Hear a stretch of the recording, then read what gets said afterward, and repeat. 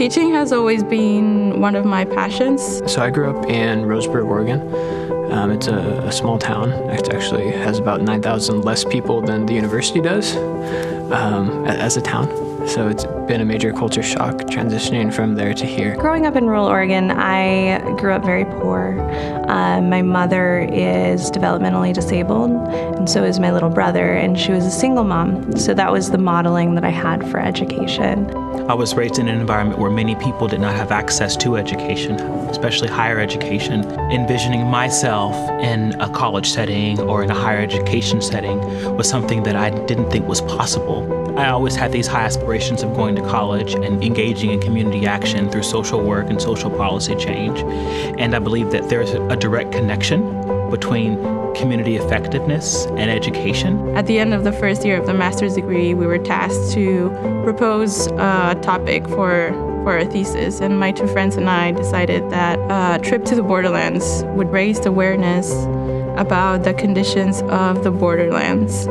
Our thesis was more focused on understanding the other and building an architecture of empathy. I actually dropped out in the 8th grade, so I didn't ever really think that I was going to go to college or a university for that matter. So after I dropped out of school, I became a logger. I worked with my grandpa in the woods for years. I found that role not very fulfilling, so I started working with people with disabilities, and that led into me wanting to go back to school so that way I could help people in a bigger way. On the 4th day of my sophomore year at Umpqua Community College, I was in class, in a physical education class, and at 10:38 that morning, a gunman walked into a classroom. I can say that it has been the most challenging thing I've faced. It's really easy to lose hope, to lose sight of the goal,